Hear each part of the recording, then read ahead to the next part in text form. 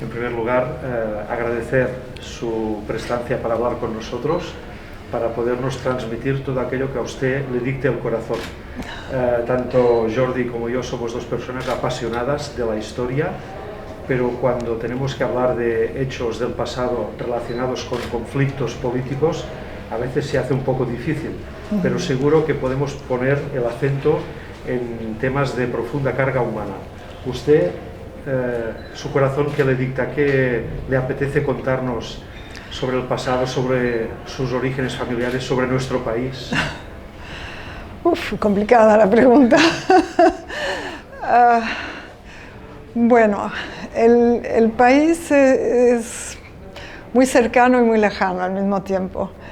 La primera vez que vine a España me di cuenta que todos los relatos que me habían hecho de España hacían que yo me sentía en mi casa, pero al mismo tiempo muy lejana y muy extranjera.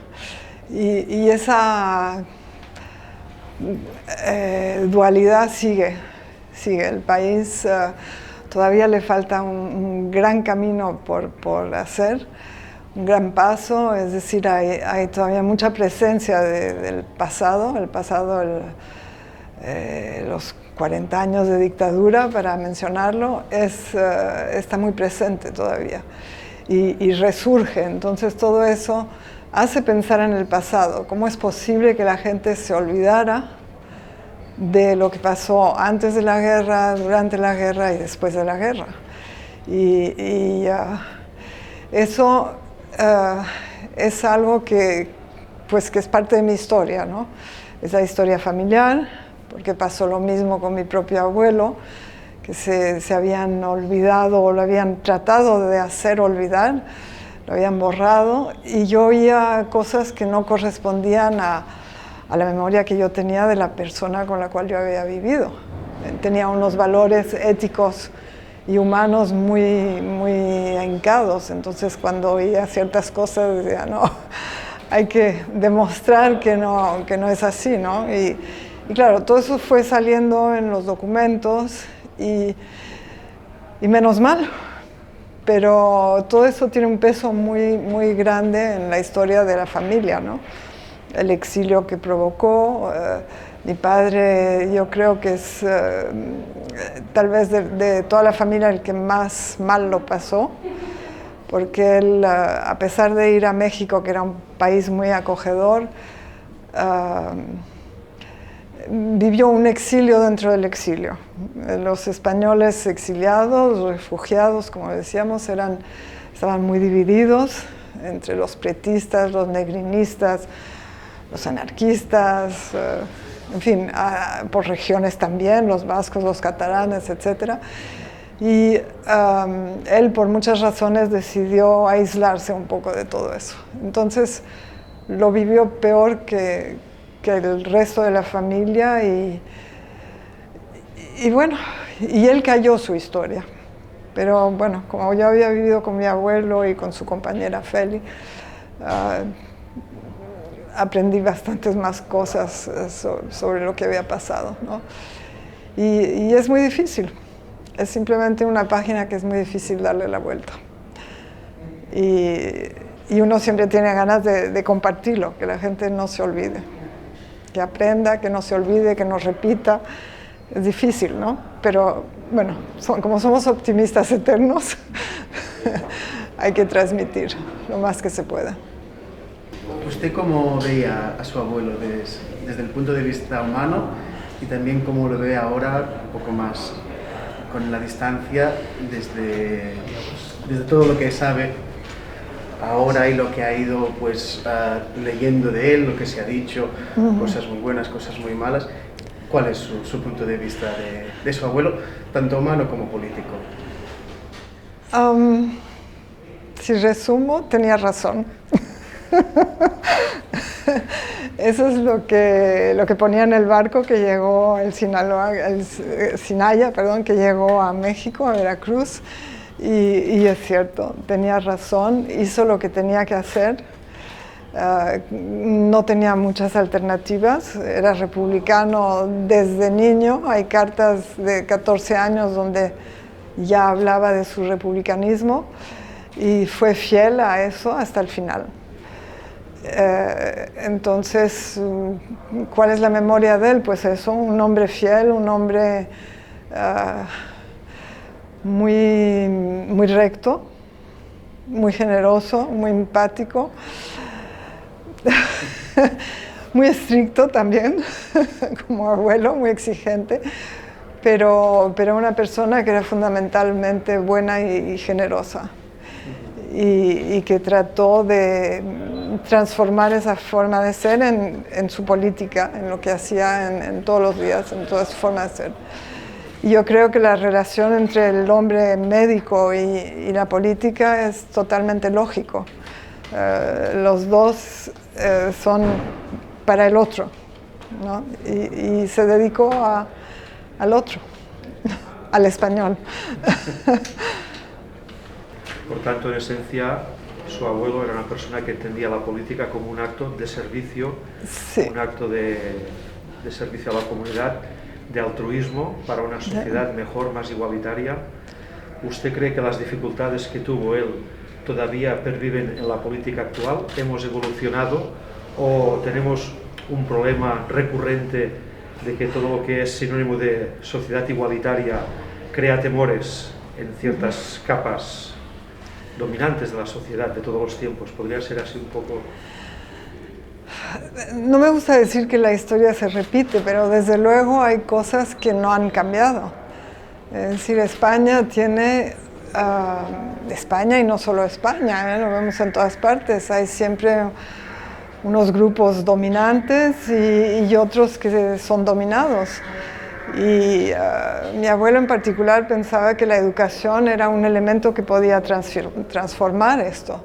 Es decir, no, más que nada hacer que los dominados dejaran de ser dominados y participaran también y dieran y contribuyeran al crecimiento del país, creciendo al mismo tiempo ellos. Y eso es la lucha que tenemos no solo en España, que la tenemos en el mundo entero en este momento. Hay una resistencia muy grande de los que no quieren cambiar las cosas. No es que seamos todos iguales, pero que tengamos las mismas posibilidades cada uno de desarrollarse por lo menos, ¿no? Y ayudar a que la gente pueda tener esas posibilidades, sí. Eso es recurrente. Luego, claro, hay extremos, ¿no? Que también son recurrentes y que en este momento, en fin, ya llevan unos años que son, sí, recuerdan mucho los años 30, con los mismos slogans, las mismas metodologías de repetir mentiras que al final la gente va a acabar creyéndoselas. Y funciona, desgraciadamente funciona, porque el nivel de educación todavía no es suficiente para que la gente tenga un espíritu crítico y analítico. Yo a veces, conversando con chiquillos, con estas nuevas generaciones, en mi trabajo, pues a veces en escuelas, observo un ambiente que me preocupa, que es la inmediatez. Posiblemente las redes sociales nos están influyendo muchísimo. Sí. Y entonces, a veces, a la pregunta de quién de mayor quiere ser político, quién quiere servir a través de su ayuntamiento, de su comunidad en la política, pues es un poco preocupante, porque raras veces hay alguna persona, alguna chiquilla o chiquillo que levante la mano y diga: yo cuando sea mayor quiero ser concejal, quiero ser alcalde. No. ¿Qué podemos...? Quieren ser todos hombres de negocios. Sí. Sí. El éxito está asociado al dinero, sí. A la fama. Sí. Bueno, es que el capitalismo se ha generalizado hasta en China. Ahí de repente se acuerdan que se supone que no son capitalistas, pero es de repente solo para dar el ejemplo, ¿no? Pero sí, es el criterio en este momento vigente y sí, porque no, como decía antes, no hay un análisis profundo, no, la historia, por ejemplo, ya no tiene importancia, la filosofía se ha puesto a un lado. Y para mí esas dos cosas son esenciales para reflexionar y para hacer lo que sea, ¿no? Y hay la falta de imaginación, hay mucha manipulación a través de los medios. Ya lo hemos visto últimamente con las cuestiones de Facebook y todo eso. Y antes se hacía de otra manera, pero en el fondo no es tan diferente.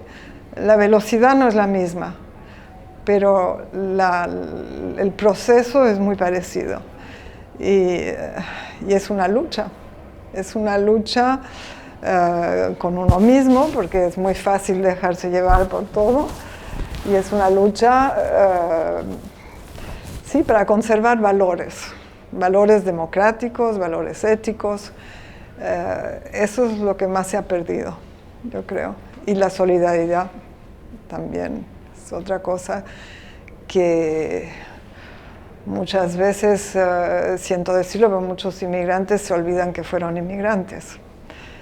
Y toda Europa es una mezcla de gente que ha venido del mundo entero, de este, norte, sur, etcétera, ¿no? Entonces se olvidan y sí, hay un sentido muy débil de lo que es la solidaridad, la fraternidad, como dicen en Francia.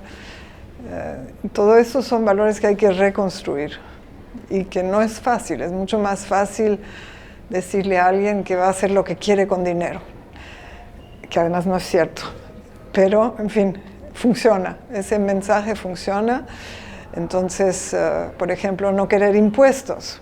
Los impuestos es para la gente, no es para una persona, es para todos y beneficia a todos. Entonces hay conceptos así muy básicos que la gente ha olvidado completamente y que hay que volver a valorizar, a traer, en fin, a sensibilizar a la gente a la diferencia entre vivir entre cuatro muros delante de una computadora y con mucho dinero en el banco y vivir con gente, hablando, compartiendo. Con riqueza humana. Con riqueza humana. Eso es un poco lo que falta. El COVID ha hecho pensar en muchas de estas cosas, creo, espero, pero creo que falta todavía y será más fácil volver a como estábamos que a tratar de hacer algo, de mejorar y de ir para adelante, para el progreso. Que hay mucha gente que critica la palabra progreso, pero es que no la entienden, yo creo. Porque progreso para su bolsillo sí, pero en fin. Hablaba usted de la soledad cuando estaban en el exilio, el doble exilio que sufrían, ¿no?, los españoles. ¿Usted cómo se define?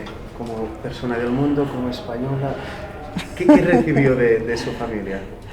Bueno, mi abuelo, para empezar, hablo de mi abuelo porque él me crió, era muy europeo. Antes de la hora era muy europeo y cuando hablaba en la guerra de España, para darnos una idea más positiva de cómo había terminado todo, decía, perdimos la batalla, pero ganamos la guerra, refiriéndose a la guerra mundial, y España siendo la batalla. Entonces, siempre hemos crecido en un ambiente muy positivo. Y yo soy americana, ahora soy también francesa, pero empecé siendo americana. Y en ese momento era toda la época de la casa de las brujas y todo eso. Y entonces él me decía, sí, pero hay americanos buenos y hay otros. Porque muchos americanos, los cuáqueros entre otros, ayudaron mucho a los españoles, ¿no? Entonces, como digo, siempre sacaba el lado positivo. Y en cuanto a sentirse de un país o de otro, no, es un concepto, teniendo una abuela americana, otra rusa, mi padre naturalizado mexicano, viviendo en Francia, casada con chileno, otra hija casada con alemán, otra con francés. Las fronteras no quieren decir mucho. Somos, sí, me siento bien en muchos sitios. No tengo un sentido nacionalista, digamos, para nada. más bien, sí, más bien ciudadano del mundo, y además trabajé 30 años en una organización internacional, así que coincidió. El europeísmo de su abuelo, ¿cómo vivió el post-Segunda Guerra Mundial y dejar España a su suerte? No la dejó a su suerte, porque él seguía trabajando primero para la creación de las Naciones Unidas, fue la inauguración de la UNESCO, trabajó para tratar de que hubiera el Plan Marshall, etcétera. Es decir, él hasta el final estuvo activo, ahí donde ya dejó de luchar y le llegó una depresión tremenda fue cuando las Naciones Unidas, que él había contribuido a crear a partir de Londres, reconocieron al gobierno de Franco. Entonces eso ya fue un golpe. Pero él era también un hombre del mundo, es decir, cuando estaba en Inglaterra trabajaba, seguía haciendo investigación científica. Durante la guerra también lo hizo con, por ejemplo, problemas sobre el corazón para los submarinos, sobre la presión y el corazón, etc. Y en la casa había un laboratorio con ratoncitos y ranas, que inmediatamente los ingleses llegaron, no se puede matar a ranas ni a ratoncitos. Y bueno, pero seguía muy presente en la investigación, y en Francia iba mucho al Collège de France, a conferencias, y participaba en ellas. Seguía muy activo, estaba al tanto de todo lo que pasaba, aparte de tener relaciones políticas con los locales. Es decir, cuando el sentimiento que yo tenía, que no sé qué tan cierto era, pero el sentimiento que yo tenía es que cuando estaba en el país donde estaba con la gente del país,